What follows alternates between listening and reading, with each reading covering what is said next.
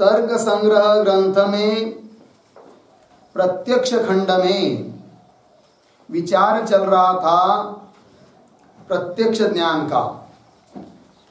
तो प्रत्यक्ष प्रमा बताई और प्रत्यक्ष प्रमा का लक्षण भी किया था।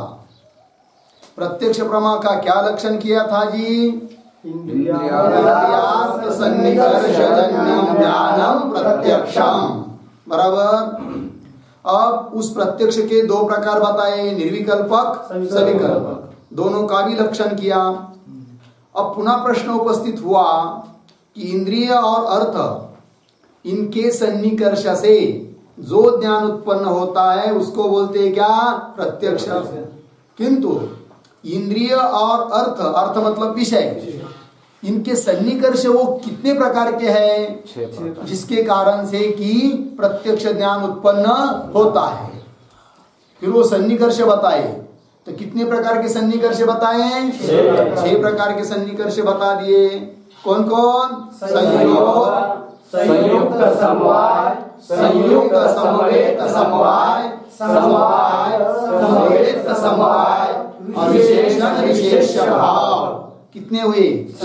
6 सन्निकर्ष हुए। बराबर। तो उसके लिए बताया था संयोग सन्निकर्ष से किसका प्रत्यक्ष होता है? घट का। बराबर। संयुक्त समवाय सन्निकर्ष से घट का रूप और घट में रहने वाली घटत्व जाति। बराबर। और संयुक्त समवेत समवाय इस सन्निकर्ष से रूपत्व जाति का है कि नहीं? प्रत्यक्ष होता है। बराबर। और समवाय सन्निकर्ष से शब्द का, समवेत समवाय सन्निकर्ष से शब्दत्व जाति का, और अभाव का प्रत्यक्ष होता है किससे? विशेषण विशेष भाव। विशेषण विशेष भाव सन्निकर्ष से किसका प्रत्यक्ष होता है? अभाव का प्रत्यक्ष होता है। ये चर्चा कल हुई थी। बराबर है कि नहीं? अब देखिए इसके ऊपर कुछ पदकृत्य है क्या? है क्या है? प्रत्यक्षेति, ये क्या? तच्च प्रत्यक्षम षड्विधम मिला।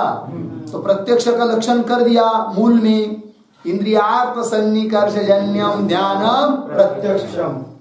उसके तो ऊपर 2 भेद दिखाई दिए थे, निर्विकल्पक सविकल्पक, वो भी प्रत्यक्ष के ही भेद है।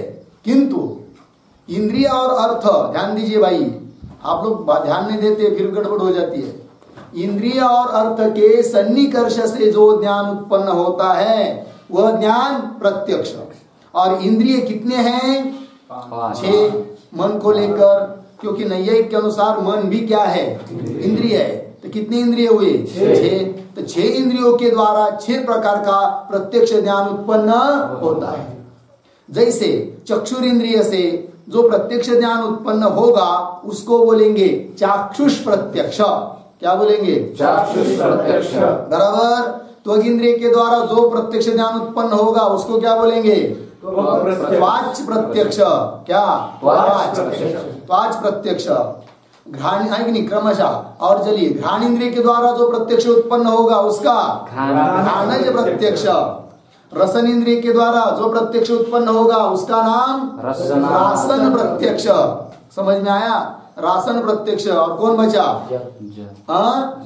क्या? जल। 5 इंद्रिय हुए कि नहीं? क्या? श्रोत्र इंद्रिय रह गया। श्रोत्र इंद्रिय के द्वारा जो ज्ञान उत्पन्न होता है उसको क्या बोलेंगे? श्रोत्रज प्रत्यक्ष। समझ में आया इतनी बात? और मन के द्वारा जो प्रत्यक्ष उत्पन्न होता है उसको क्या बोलेंगे? मानस प्रत्यक्ष। समझ में आया? मानस प्रत्यक्ष। तो क्या क्या बोले एक बार? श्रोत्र शुरू करेंगे। श्रोत्र से उत्पन्न होने वाला श्रोत्रज प्रत्यक्ष है कि नहीं?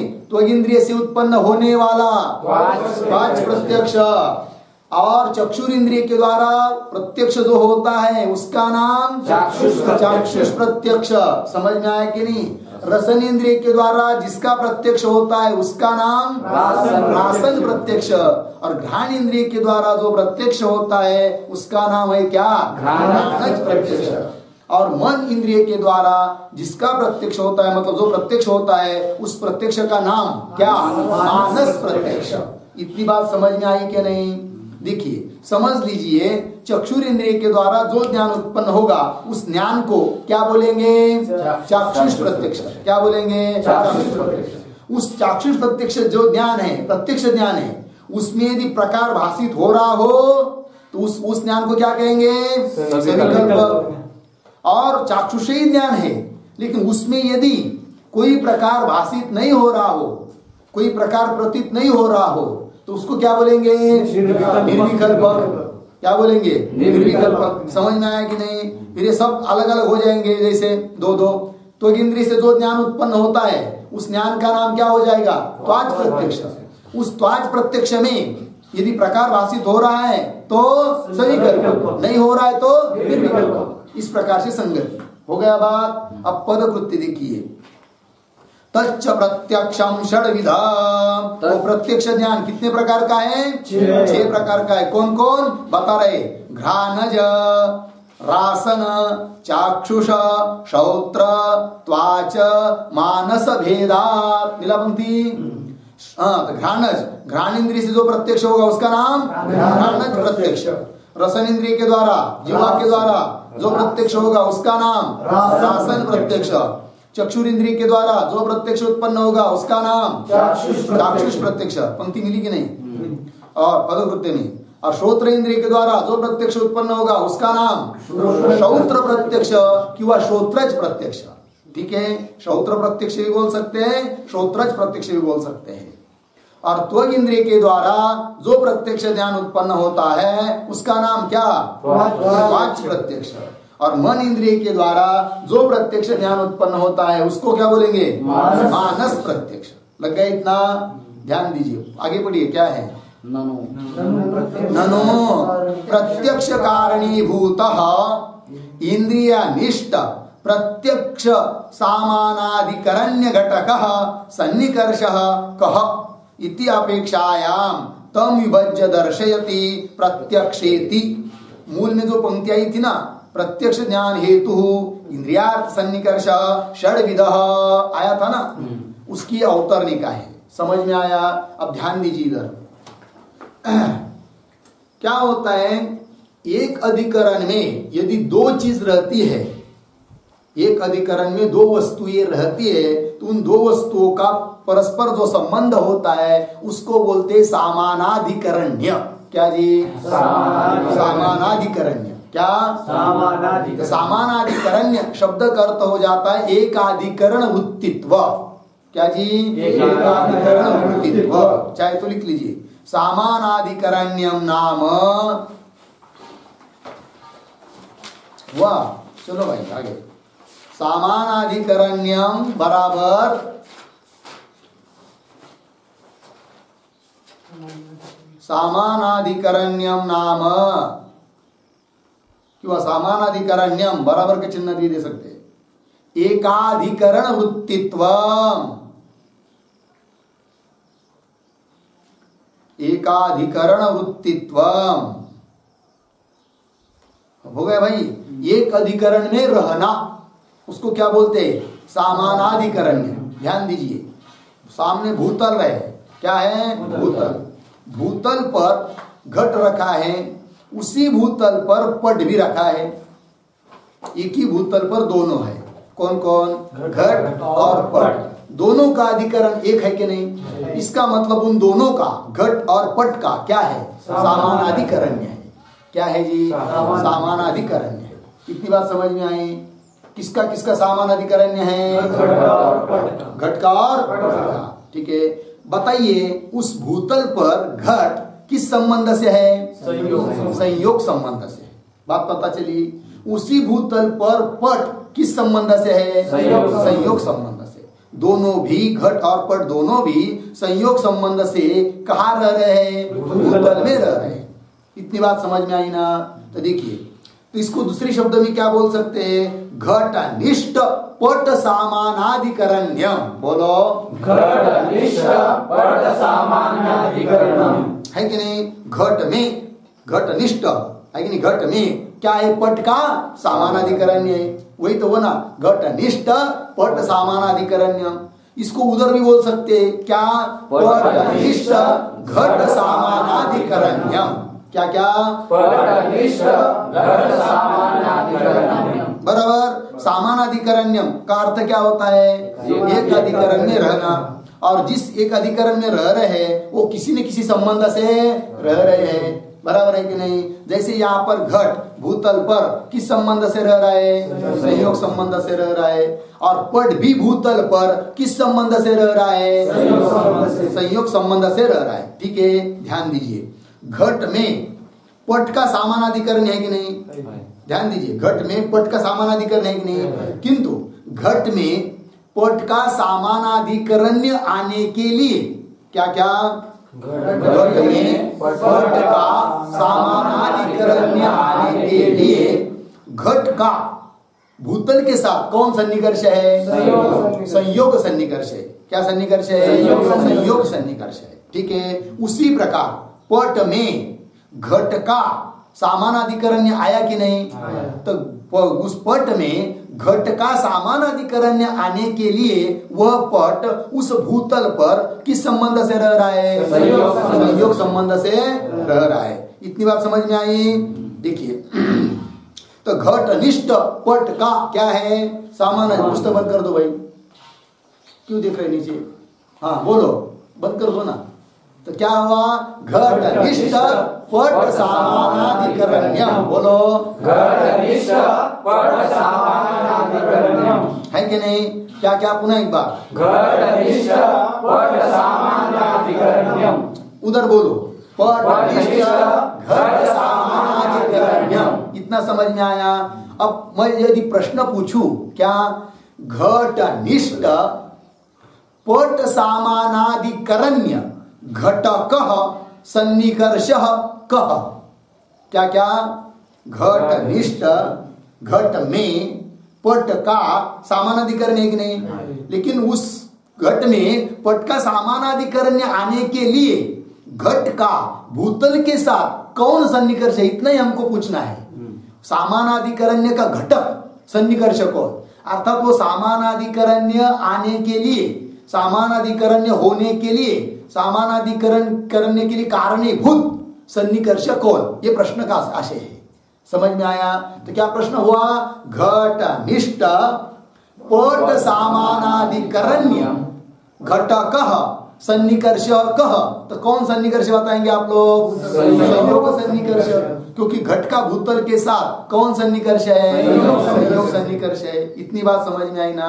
अब उधर पटनिष्ठ घट सामानाधिकरण्य घटकः सन्निकर्षः कः? तो बताइए, संयोग सन्निकर्ष। बराबर है कि नहीं? क्योंकि पट भी भूतल पर किस संबंध से रह रहा है? संयोग संबंध से रह रहा है। इतनी बात समझ में आई कि नहीं? चलो थोड़ा आगे बढ़ते हैं। तो भूतल पर दो चीज रह रही है, कौन कौन? घट और पट, है कि नहीं? पट में पट का रूप है। पट में क्या है? पट का रूप है। बराबर। पट के रूप का पट के साथ कौन सन्निकर्ष है? समवाय। और पट का भूतल के साथ कौन सन्निकर्ष है? संयोग। इतनी बात समझ में आई? अब यदि हम पूछेंगे कि भाई पट का जो रूप है, किसका रूप? पट का रूप। पट के साथ किस संबंध से? समवाय। और पट का भूतल के साथ संयोग संबंध। पट का जो रूप है उसका भूतल के साथ, क्यों? पट का रूप भूतल पर भी है कि नहीं? है। पट का रूप भूतल पर भी है। किस संबंध से? नहीं, समवाय संबंध। पट को ले आना है उधर से इधर आना है अभी। तो समवाय संयोग। क्या बोलेंगे? समवाय संयोग। दूसरी भाषा में बोलेंगे स्वाश्रय संयोग। क्या बोल देंगे? स्वाश्रय संयोग। जिसको ले आना है उसको स्व शब्द से पकड़ना है। तो किसको कहा ले आना है? पट के रूप को कहा लेना है? ले आना है भूतल पर। तो स्व पट का रूप स्वाश्रय, पट रूप का आश्रय कौन? पट। पट रूप का आश्रय कौन है? पट। फिर उस पट का संयोग किसके साथ? भूतल के साथ। अब समझ में आया? पट का रूप भूतल पर आया कि नहीं? किस संबंध से आया? स्वाश्रय संयोग। बोलो, स्वाश्रय संयोग। स्वाश्रय संयोग से कौन कहाँ आया? पट का रूप भूतल पर आया। कैसे घटाना पड़ेगा? स्व पट का रूप, स्वाश्रय पट रूप का आश्रय कौन? पट, उसका संयोग भूतल के साथ। तो पट का रूप भूतल पर आया कि नहीं? और इधर घट भी भूतल पर है कि नहीं? घट भी क्या है? भूतल पर है। तो दोनों का अधिकरण एक हुआ कि नहीं? कौन अधिकरण? कौन अधिकरण? यहाँ भूतल। किन दोनों का एक अधिकरण भूतल है? घट का और पट के रूप का। पट का रूप लिया अभी, पट का रूप का जो अधिकरण है कौन? भूतल। वही अधिकरण है किसका? घट का। बराबर है कि नहीं? फिर हम बोल सकते हैं कि नहीं, पट रूप निष्ठ, क्या क्या? पट रूप निष्ठ घट सामानाधिकरण्य, घट सामानाधिकरण्य घटकः सन्निकर्षः कः? बोलो, घटकः सन्निकर्षः कः? समझ में आया? पूरी पंक्ति बोलता हूं। पट रूप निष्ठ घट सामानाधिकरण्य घटकः सन्निकर्षः कः? बोलो, पट रूप निष्ठ घट सामानाधिकरण्य घटकः सन्निकर्षः कः? प्रश्न पूछा तो कौन सन्निकर्ष बता सकते हैं आप लोग? स्वाश्रय संयोग। क्या? स्वाश्रय संयोग। हो गए कि नहीं? अब दूसरा प्रश्न पूछता हूं। घट निष्ठ, बोलना नहीं, प्रश्न सुन लीजिए। घट निष्ठ पट रूप सामानाधिकरण्य घटकः सन्निकर्षः कः? कौन होगा सन्निकर्ष? तो बोलो, पंक्ति बोलो, पंक्ति बोलो। मैं पूरा बोलता हूं, बाद में आप बोलो। घट निष्ठ पट रूप सामानाधिकरण्य घटकः सन्निकर्षः कः? बोलो, घट निष्ठ पट रूप सामानाधिकरण्य घटकः सन्निकर्षः कः? तो कौन सन्निकर्ष? अब उत्तर लिया है हम लोगों ने। घट निष्ठ पूछा है, मतलब घट का भूतल के साथ एक अधिकरण के साथ कौन सन्निकर्ष? संयोग। आप समझ में आया है कि नहीं? दो प्रश्न हुए कि नहीं? क्या? घट निष्ठ पट रूप सामानाधिकरण्य घटक सन्निकर्ष कः? कौन सन्निकर्ष? संयोग। बराबर। अब दूसरा प्रश्न, घट निष्ठ पट रूप सामानाधिकरण्य घटकः सन्निकर्ष कः? संयोग। अब ध्यान दीजिए, पट रूप निष्ठ, क्या क्या? पट रूप निष्ठ घट सामानाधिकरण्य घटकः सन्निकर्ष कः? स्वाश्रय संयोग। समझ में आया कि नहीं? कौन सा? स्वाश्रय संयोग। बरोबर है कि नहीं? किसने लिया था इधर?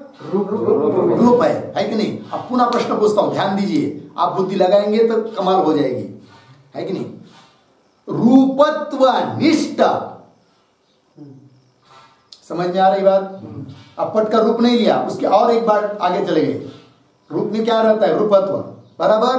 रूपत्व निष्ठ घट सामानाधिकरण्य घटकः सन्निकर्ष कः? तो कौन सन्निकर्ष बता सकते हैं आप लोग?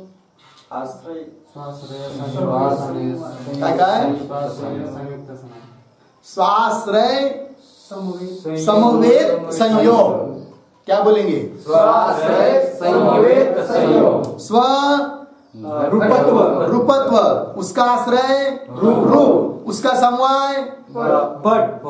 है नहीं? रूप का समवाय किसके साथ?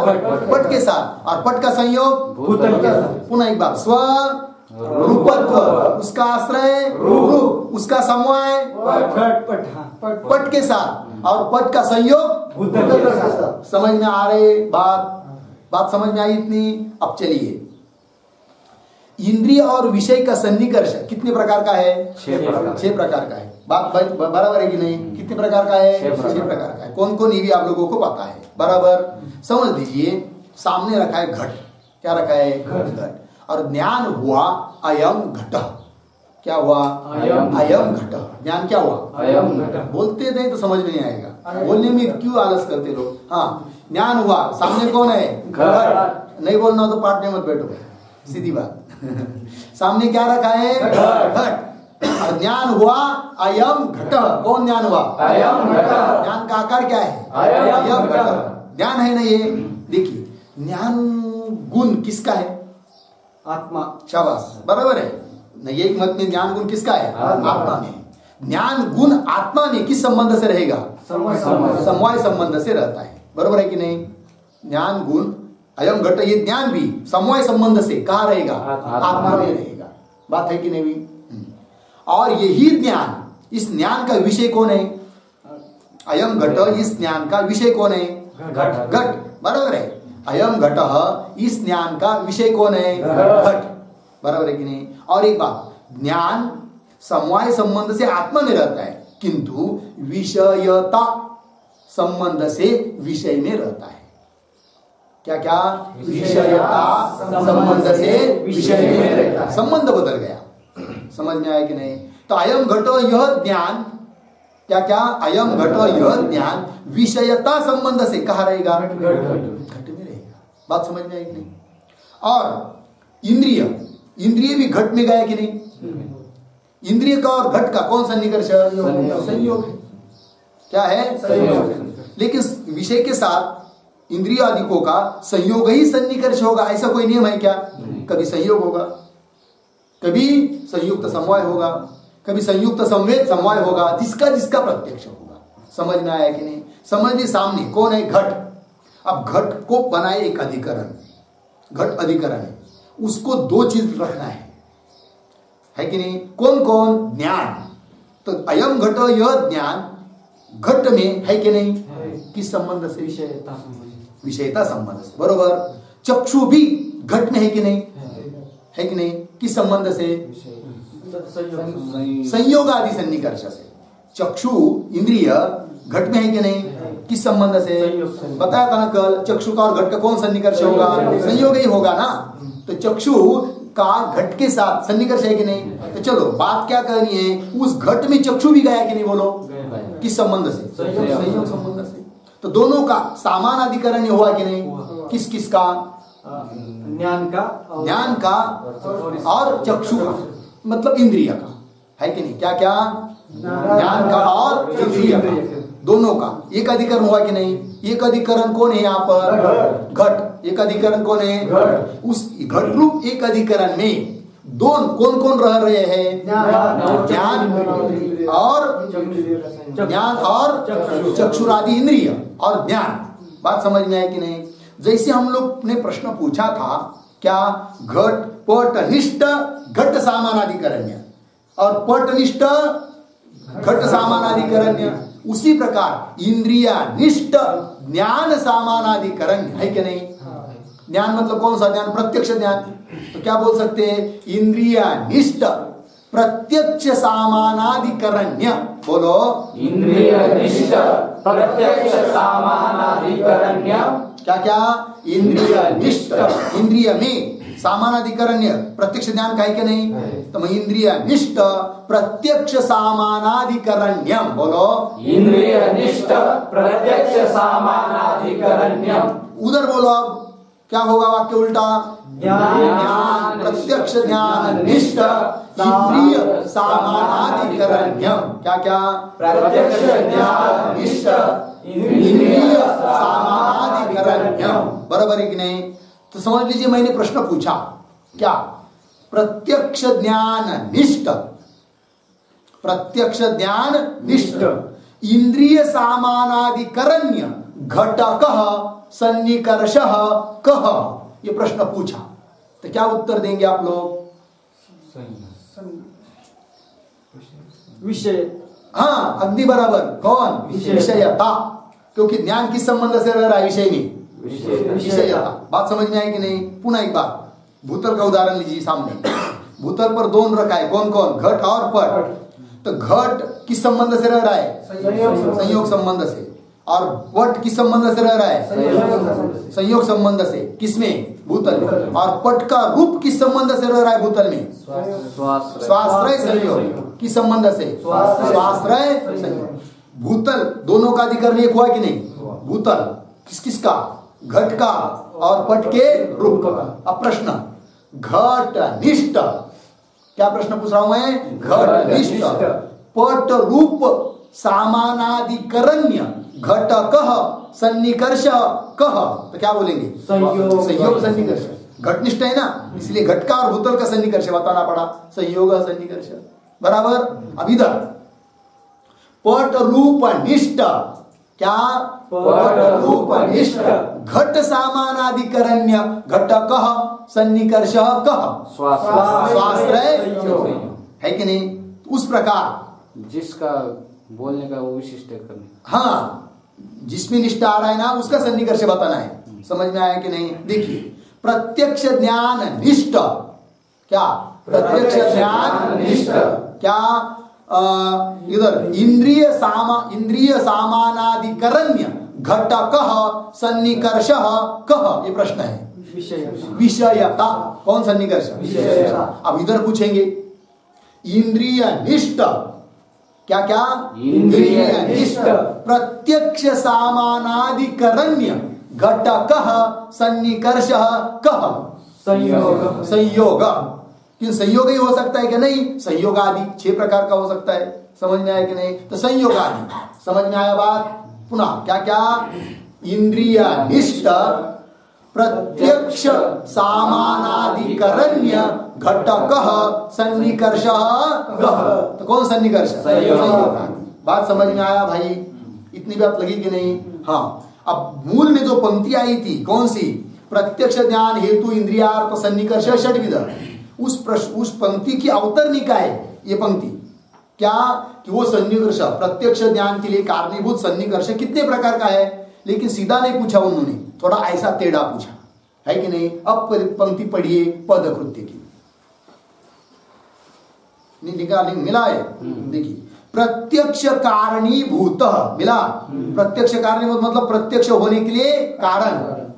इंद्रिय निष्ठ मिला, प्रत्यक्ष सामानाधिकरण्य घटकः सन्निकर्षः कह, मिला कि नहीं? पंक्ति पढ़ो। इंद्रिय निष्ठ प्रत्यक्ष सामानाधिकरण्य घटकः सन्निकर्षः कह, कौन सन्निकर्ष होंगे? वो फिर वो संयोग आदि है कि नहीं? इंद्रिय निष्ठ है कि नहीं? क्या इंद्रिय में है किसका? प्रत्यक्ष ज्ञान का सामानाधिकरण्य, किंतु इंद्रिय में प्रत्यक्ष ज्ञान का जो सामानाधिकरण्य है, इंद्रिय में सामानाधिकरण्य आया ना, लेकिन वो सामानाधिकरण्य आने के लिए कौन कौन सन्निकर्ष है ये पूछा। समझ में आया? इंद्रिय में प्रत्यक्ष ज्ञान का जो सामानाधिकरण्य आया है, किसमें? इंद्रिय में। उस इंद्रिय में जो सामानाधिकरण्य आया है, उस सामानाधिकरण्य आने के लिए कौन कौन सन्निकर्ष है? कह सन्निकर्ष, तो संयोग आदि सन्निकर्ष। समझ में आया? उदाहरण देखिए, ध्यान दीजिए। घट और इधर पट रूप अधिकरण भूतल है कि नहीं? तो पट रूप निष्ठ, क्या क्या? पट रूप निष्ठ घट सामानाधिकरण है कि नहीं? किंतु पट रूप में जो घट का सामानाधिकरण्य आया है कि नहीं? लेकिन वो सामानाधिकरण्य जो पट रूप में आया है, वो सामानाधिकरण्य पट रूप में आने के लिए कौन सन्निकर्ष है? स्वाश्रय संयोग। समझ में आया अभी? उसी प्रकार उधर घट निष्ठ पट रूप सामानाधिकरण्य घटकः सन्निकर्ष कह, तो कौन? संयोग। अर्थ क्या है उसका? घट में जो पट रूप का सामानाधिकरण्य आया है, किसमें? घट में। किंतु घट में जो सामानाधिकरण्य आया है पट रूप का, वो सामानाधिकरण्य जो घट में आया है, वो सामानाधिकरण्य आने के लिए सन्निकर्ष कौन? तो कौन सन्निकर्ष? उसी प्रकार यहां पर भी इंद्रिय निष्ठ सामानाधिकरण्य किसका? प्रत्यक्ष ज्ञान का है कि नहीं? तो इंद्रिय निष्ठ इंद्रिय में जो प्रत्यक्ष ज्ञान का सामानाधिकरण्य है, लेकिन वो इंद्रिय में जो सामानाधिकरण्य आया प्रत्यक्ष ज्ञान का, वो इंद्रिय में सामानाधिकरण्य आने के लिए सन्निकर्ष कौन है? संयोग आदि। समझ में आया? पंक्ति देखिए, प्रत्यक्ष कारणीभूत मिला क्या? इंद्रिय निष्ठ प्रत्यक्ष सामानाधिकरण्य घटकः सन्निकर्षः इति अपेक्षायाम, ऐसी जानने की अपेक्षा होने पर तम विभज्य दर्शयति, तम सन्निकर्षम विभज्य दर्शयति, वो सन्निकर्ष का विभाग करके ग्रंथकार दिखा रहे हैं। किस पंक्ति के द्वारा?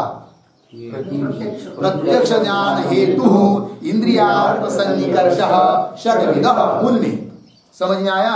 चलिए फिर आगे क्या लिखा है? लौकिक प्रत्यक्ष इत्यर्थः। अब तो मूल में पंक्ति आई है ना, प्रत्यक्ष ज्ञान हेतु, तो प्रत्यक्ष, ध्यान दीजिए, मूल में पद आया ना प्रत्यक्ष ज्ञान। कौन सा प्रत्यक्ष ज्ञान? तो समझना है भाई, लौकिक प्रत्यक्ष ज्ञान। कौन सा ज्ञान? लौकिक प्रत्यक्ष ज्ञान। बोलेंगे ऐसे विशेषण क्यों समझ दे रहे हो? लौकिक प्रत्यक्ष ज्ञान, उसके लिए कारणीभूत 6 प्रकार का सन्निकर्ष। तो देखिए, प्रत्यक्ष ज्ञान के 2 भेद है। एक होता है लौकिक प्रत्यक्ष, एक होता है अलौकिक प्रत्यक्ष। क्या जी? लौकिक प्रत्यक्ष, अलौकिक प्रत्यक्ष। ये लौकिक प्रत्यक्ष हुआ 6 प्रकार का, 6 सन्निकर्ष के द्वारा। समझ में आया?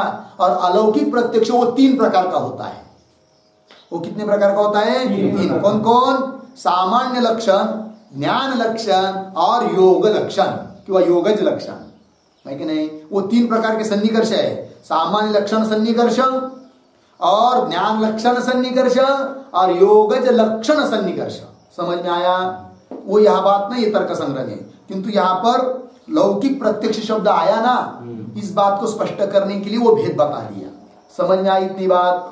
और आप लोग बोलेंगे कि हमको भी वो समझना है, वो अलौकिक प्रत्यक्ष कैसा कैसा होता है करके, वो सन्निकर्ष क्या है करके, है कि नहीं? समझना चाहते हम लोग। ऐसी यदि आप लोगों की इच्छा हो तो आप लोगों को पढ़ना चाहिए न्याय सिद्धांत मुक्तावली। समझ में आया? यदि आप लोग को जानने की इच्छा हो, जाके क्या है, जाको जिज्ञासा होवे सो वहां देखी ले। समझ में आया भाई? चलो आगे। समझ में आया इतना? ये 6 सन्निकर्षों के द्वारा जो प्रत्यक्ष होता है उसको बोलते हैं लौकिक प्रत्यक्ष। क्या बोलते हैं? लौकिक प्रत्यक्ष। आगे चलेंगे मूल में। चक्षुषा घट प्रत्यक्ष जनने संयोग सन्निकर्ष।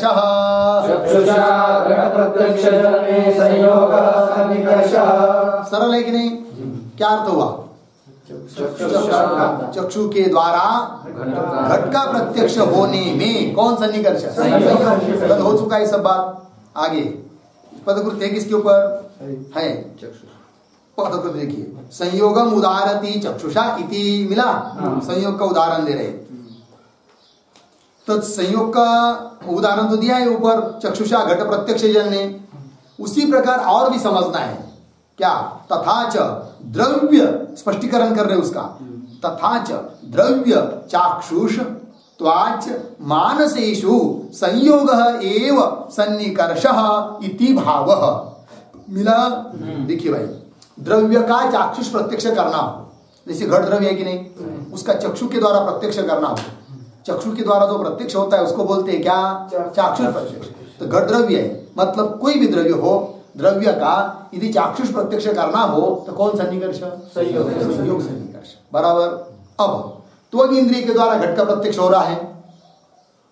किसके द्वारा? त्वग इंद्रिय के द्वारा।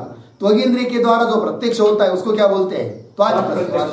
तो घट द्रव्य है, तो द्रव्य का जब त्वच प्रत्यक्ष होना है तब भी कौन सन्निकर्ष? क्योंकि त्वग इंद्रिय का और घट का संयोग। बरोबर। मन के द्वारा आत्मा का प्रत्यक्ष होता है, और आत्मा भी क्या है? द्रव्य। आत्मा भी क्या है? द्रव्य। 9 द्रव्य में आता है कि नहीं? आत्मा नहीं, एक मत में आत्मा द्रव्य है।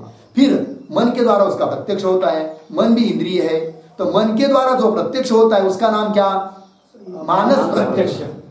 क्या प्रत्यक्ष? मानस। और मन का जब, मन के द्वारा जब आत्मा का प्रत्यक्ष होगा तो मन और आत्मा का क्या होगा? संयोग। द्रव्य द्रव्य का संयोग होता है। मन द्रव्य है, आत्मा भी द्रव्य है। समझ में आया कि नहीं? तो संयोग सन्निकर्ष है कि नहीं? तो देखिए, तो तात्पर्य क्या निकला फिर? द्रव्य का यदि चाक्षुष प्रत्यक्ष हो रहा हो, किंवा त्वच प्रत्यक्ष हो रहा हो, किंवा मानस प्रत्यक्ष हो रहा हो, तब उस सब जगह सन्निकर्ष कारण है कौन? संयोग। बात समझ में आई? वही पंक्ति लिखा है, द्रव्य चाक्षुष त्वाच मानसेषु संयोग एव सन्निकर्षः इति। आगे चलेंगे मूल में। सन्निकर्ष कितने बताए थे भाई? 6। नंबर 1 संयोग, 2 संयुक्त समवाय, संयुक्त समवाय सन्निकर्ष से किसका प्रत्यक्ष होता है? घट घट के रूप का, घटत्व जाति का। समझ में आया? उसको दिख रहे मूल में। चलिए, घट रूप प्रत्यक्ष जनने संयुक्त समवाय सन्निकर्ष। घट रूप प्रत्यक्ष जनने संयुक्त समवाय सन्निकर्ष। चक्षु संयुक्ते घटे चक्षु संयुक्ते घटे रूपस्य समवायात्। रूपस्य समवायात्। तो क्या भाई, सरल है कि नहीं? देखिए, घट रूप प्रत्यक्ष जनने, घट का नहीं, घट का रूप प्रत्यक्ष जनने, घट के रूप का यदि प्रत्यक्ष ज्ञान उत्पन्न होना हो तो सन्निकर्ष कौन सा? संयुक्त समवाय। क्यों? चक्षु संयुक्त घट, उस घट का रूप के साथ समवाय। वही लिखा है आगे, चक्षु संयुक्ते घटे। चक्षु से संयुक्त कौन हुआ? घट। और उस घट में रूप का क्या है? समवाय। बात समझ में आई? पंक्ति पदकृति देखिए, घट रूपेति मिला, चक्षुषा इति अनुसज्जते। मूल के पंक्ति में घट रूप प्रत्यक्ष न्याय सा है ना, इस पंक्ति में चक्षुषा शब्द है क्या लिखा हुआ? किंतु इसके पीछे वाले पंक्ति में चक्षुषा शब्द है कि नहीं? कहां पर? चक्षुषा घट प्रत्यक्ष जन्य, वहां पर चक्षुषा शब्द है ना, यहाँ पर नहीं है।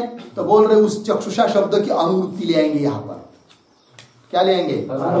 पीछे से यदि कोई पद आता है आगे तो उसको क्या बोलते हैं? अनुवृत्ति बोलते हैं। ठीक है कि नहीं? तो किस पद की अनुवृत्ति लाएंगे? चक्षुषा है कि नहीं? तो फिर अर्थ क्या होगा? चक्षुषा घट रूप प्रत्यक्ष जनने संयुक्त समवाय सन्निकर्ष। लगा अर्थ? पदकृति में देखिए भाई, चक्षुषा इति अनुसज्जते। चक्षुषा इस पद की क्या होगी? अनुवृत्ति, वही अनुसज्जते। तथा च, और स्पष्ट कर रहे फिर, द्रव्य समवेत। देखिए भाई, घट रूप का प्रत्यक्ष हो रहा है ना। घट रूप मतलब क्या? द्रव्य संवेत हुआ। घट रूप क्या है? द्रव्य कौन? घट, उसमें संवेत कौन हुआ? रूप। उसी प्रकार घट में घटत्व है कि नहीं? वो भी द्रव्य संवेत है कि नहीं? उस रूप घटत्व का प्रत्यक्ष के लिए भी कौन सन्निकर्ष? संयुक्त समवाय। तो संयुक्त समवाय सन्निकर्ष से किस किस का प्रत्यक्ष हो रहा है? घट के रूप का और घटत्व, और घट का रूप भी और घटत्व जाति भी कैसी है? द्रव्य संवेत है। क्या है? द्रव्य समवेत। तो फिर ये नियम बन सकता है ना, क्या? द्रव्य समवेत पदार्थों का प्रत्यक्ष होने के लिए कारण सन्निकर्ष है कौन सा? संयुक्त समवाय। बराबर। उल्टा, संयुक्त समवाय सन्निकर्ष से किसका प्रत्यक्ष होता है? ऐसा पूछ दिया। उत्तर क्या? द्रव्य समवेत पदार्थ होगा। क्या? द्रव्य समवेत पदार्थ। फिर वो द्रव्य समवेत चाहे रूप हो चाहे घटत्व जाति हो। बात समझ में आई कि नहीं? सीधा बात हुई कि नहीं? तो वही लिखा है फिर, द्रव्य समवेत मिला। द्रव्य समवेत चाक्षुष है कि नहीं? उसी प्रकार त्वाच, उसी प्रकार मानस, रासन, घ्राणजेषु संयुक्त समवाय एव सन्निकर्ष। ठीक है जी, ध्यान दीजिए, आप समझ लीजिए।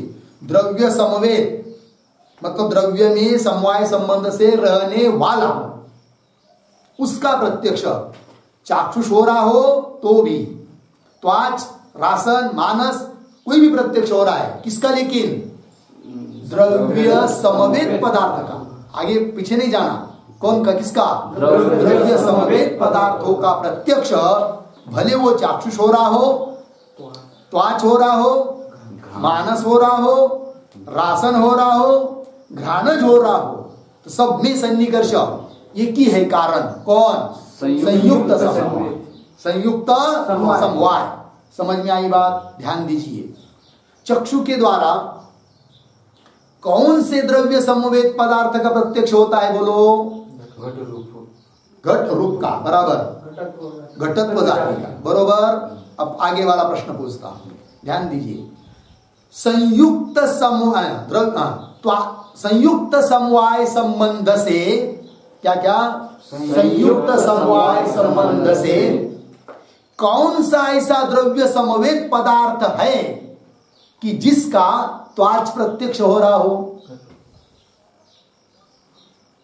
विचार करो, सीधी सब बता दिया है उसमें। संयुक्त समवाय, सन्निकर्ष बदलना नहीं, संयुक्त समवाय सन्निकर्ष से बराबर द्रव्य संवेद, द्रव्य संवेद ही लेना है और आगे पीछे कोई दौड़ना नहीं है कि नहीं, सब फिक्स बात है। तो संयुक्त समवाय सन्निकर्ष से है कि नहीं, क्या संयुक्त समवाय सन्निकर्ष से कौन से ऐसे द्रव्य समवेत पदार्थ का प्रत्यक्ष होता है, त्वाच प्रत्यक्ष होता है। और चाक्षुष नहीं लेना है, चाक्षुष का तो उत्तर दे दिया आप लोगों ने, घट का रूप, लेकिन हमको लेना है अभी क्या, त्वाच प्रत्यक्ष। तो किसका हो सकता है बोलो, स्पर्श का, क्या स्पर्श का, और घट में रहने वाली घटत्व जाति का, है कि नहीं। आग बंद कर दिया, देख लिया, है कि नहीं, घट है, तो घट का प्रत्यक्ष तो संयोग से होगा, तो संयोग, किंतु आगे बढ़ना है ना, द्रव्य संवेद लेना है ना हमको, द्रव्य नहीं लेना, क्या लेना, द्रव्य। तो त्वक इंद्रिय के द्वारा कौन से द्रव्य संवेद पदार्थ का प्रत्यक्ष होता है, स्पर्श, गरम स्पर्श है, ठंडा स्पर्श है, तो घट में समवाय संबंध रहेगा ना। तो स्पर्श कैसा, जैसा रूप द्रव्य संवेद है वैसा स्पर्श भी द्रव्य संवेद है कि नहीं। हाँ, और घटत्व जाति का भी प्रत्यक्ष होता है त्वक इंद्रिय से, वो भी क्या है, द्रव्य संवेद। तो प्रश्न क्या पूछा था मैंने, संयुक्त समवाय सन्निकर्ष से कौन से ऐसे द्रव्य समवेत पदार्थ का त्वाच प्रत्यक्ष होता है, तो क्या उत्तर दिया, स्पर्श और घटत्व जाति, बराबर है कि नहीं। अब आगे वाला प्रश्न ध्यान दीजिए थोड़ा सा, है कि नहीं। संयुक्त समवाय सन्निकर्ष से कौन से ऐसे द्रव्य समवेत पदार्थ का मानस प्रत्यक्ष होगा,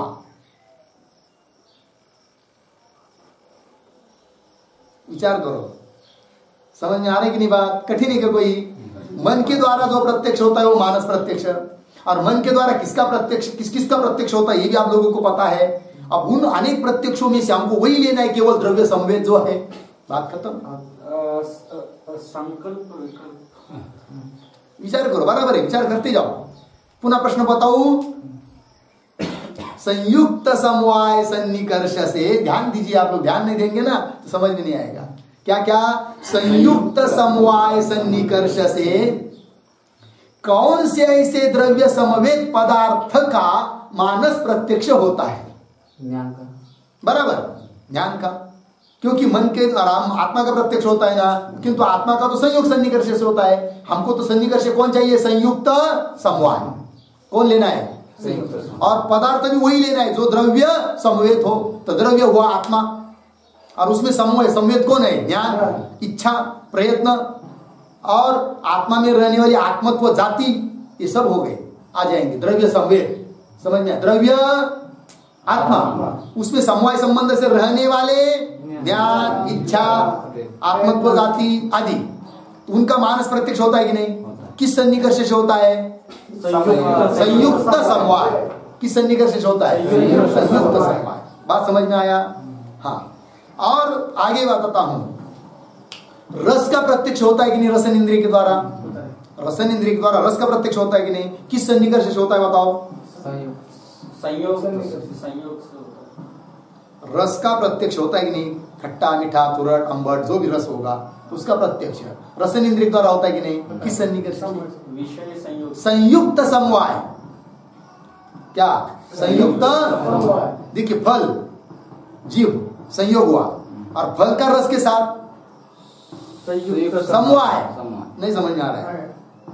देखिए रसन इंद्रिय का और फल का कौन सन्निकर्ष, संयोग, और उस फल का रस के साथ समवाय, गुनगुनी का समवाय होता है कि नहीं, रसगुण है कि नहीं, फलगुनी है कि नहीं, नहीं समझ में आया।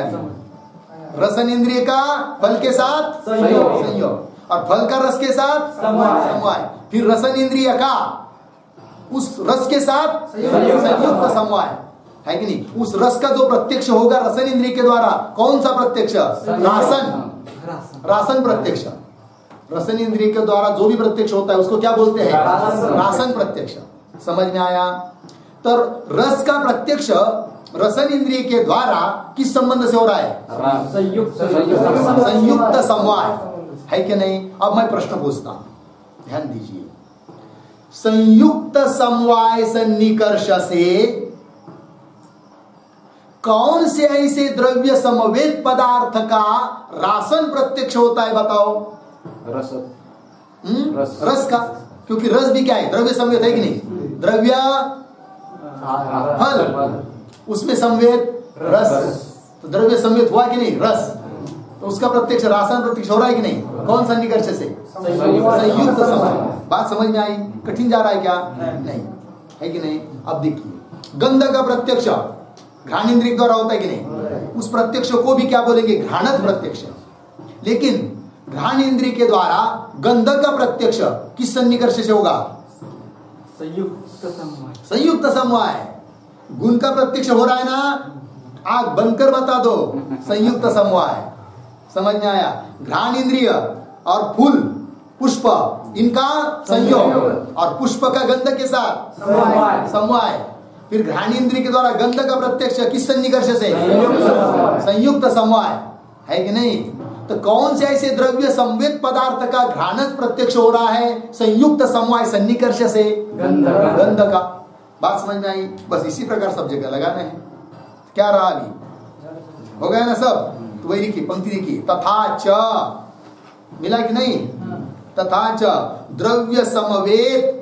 द्रव्य समवेत मतलब द्रव्य में समवाय संबंध से रहने वाला जो भी होगा उसका, है कि नहीं? चाक्षुष, त्वाच, मानस, रासन, घ्राणजेषु, इतने सारे प्रत्यक्ष होते समय सन्निकर्ष कौन सा?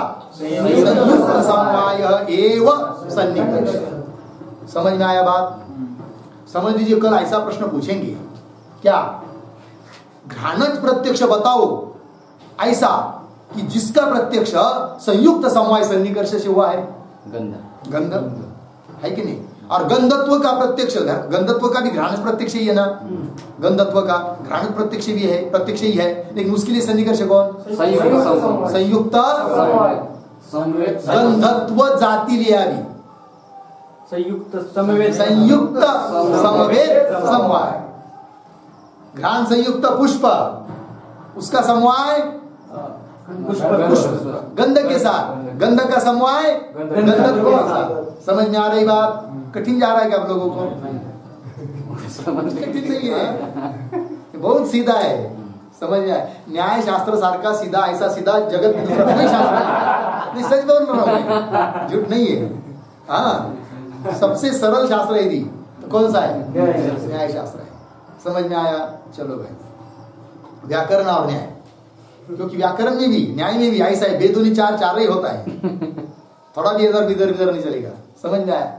सब कैसे ही है। हाँ, पंक्ति लगी सबको? आगे क्या है फिर? मूल में चलिए, अभी मूल में चलेंगे ना। रूपत्व सामान्य प्रत्यक्षे, कुछ नहीं है, एक श्री सब पता है आप लोगों को। रूप घट का प्रत्यक्ष, रूप का प्रत्यक्ष, रूपत्व का प्रत्यक्ष कल बताया था। रूपत्व का प्रत्यक्ष के लिए कौन सा निकर्ष बताया था कल? संयुक्त समवेत समवाय, वही तो लिख रहे थे। रूपत्व सामान्य प्रत्यक्ष, सामान्य शब्द का अर्थ है जाति, सामान्य मतलब जाति। रूपत्व सामान्य मतलब रूपत्व जाति, उसका प्रत्यक्ष जब करना है तब संयुक्त समवेत समवाय सन्निकर्ष। समझ में आया? घटा रहे उसको मूल में। चक्षु संयुक्त घटे, चक्षु से संयुक्त कौन हुआ? घट। घटे, उस घट में रूपम समवेतम, घट में रूप किस संबंध से? समवाय संबंध से। तत्र, तत्र मतलब रूपे, उस रूप में रूपत्व से समवायात, उस रूप में रूपत्व का क्या है? घट में समवाय संबंध से रूप, और रूप में समवाय संबंध से रूपत्व। काम खत्म। चक्षु के द्वारा रूपत्व का प्रत्यक्ष करना हो तो कौन सा निकर्ष? संयुक्त समवेत समवाय। बात समझ में आई? चलिए, पदकृत्य। रूपत्वेति रूपत्वात्मकम यत् सामान्यम, स्पष्टीकरण कर रहे मूल पंक्ति का। रूपत्वात्मकम मतलब रूपत्व स्वरूप, यत् सामान्यम जो सामान्य मतलब जाति, तत्प्रत्यक्षे इत्यर्थ, उसका प्रत्यक्ष होने में संबंध बता दिया। कौन? संयुक्त समवेत समवाय। है कि नहीं? ये प्रश्न पूछूं?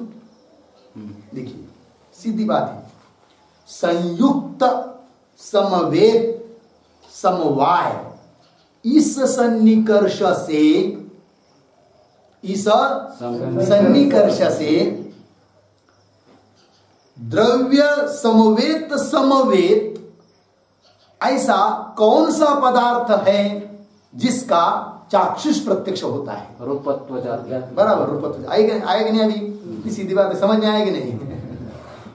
कुछ कठिन नहीं है, कठिन है क्या कुछ? नहीं है। अब एक और एक प्रश्न पूछता हूं, फिर सरल है। संयुक्त समवेत समवाय सन्निकर्ष से कौन सा ऐसा द्रव्य समवेत समवेत पदार्थ का रासन प्रत्यक्ष होता है? रसत्व जाति, बिल्कुल बराबर है कि नहीं? क्योंकि रसन संयुक्त हुआ फल, उसमें समवाय रस का और उसमें समवाय रसत्व का रासन प्रत्यक्ष होते समय कौन सन्निकर्ष? संयुक्त समवेत समवाय। बात समझ में आई? अब लग रहा है कि नहीं पंक्ति? इसका चिंतन करेंगे तो कल कोई भी प्रश्न पूछेंगे तो आप लोग उत्तर दे पाएंगे, है कि नहीं? चलिए आगे पदकृत्य में, रूपत्वात्मकम यत् सामान्यम तत् प्रत्यक्षे इत्यर्थ। लग गया?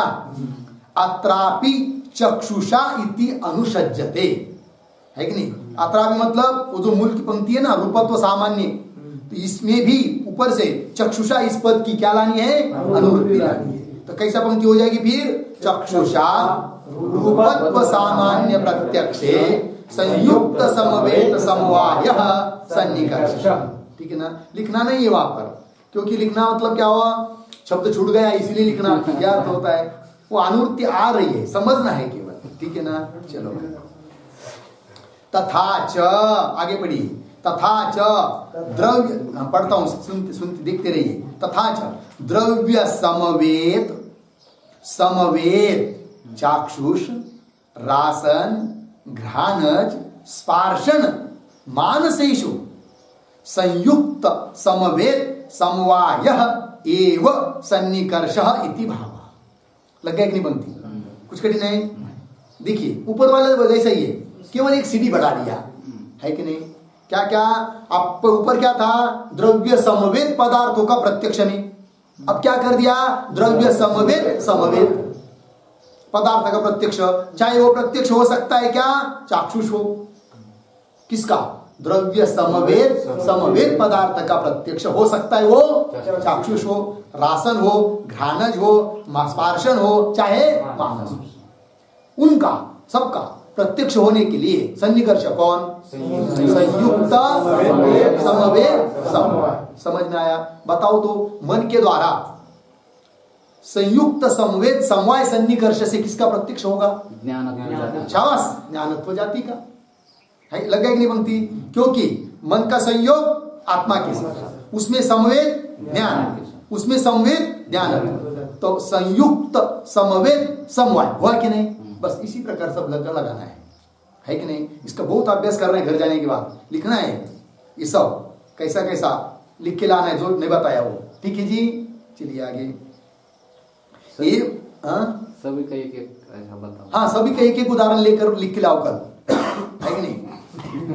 आप लोग लिख के लाना है वो सब। अब उदाहरण के लिए बता दिया मैंने, कुछ नहीं है क्या? इधर ज्ञानत्व लिया, रस में रसत्व, गंध में गंधत्व, है कि नहीं? और स्पर्श में स्पर्शत्व, है कि नहीं? इस प्रकार लेना है। और क्या है उसमें? तो गुण में रहने वाली जाति हो गया कि नहीं? चलिए फिर आगे क्या है बोलो? अथ, है कि नहीं? अथ यहाँ पर शंका है और उसका उत्तर है, लेकिन इसका उत्तर और शंका, इसका विचार हम लोग कल करेंगे। चलेगा ना? मूल का चाहे तो एक लेना हो तो ले सकते हो, चलो कल पूरा कर देंगे बस। ओम पूर्णमदः पूर्णमिदं पूर्णात् पूर्णमुदच्यते पूर्णस्य पूर्णमादाय पूर्णमेवावशिष्यते।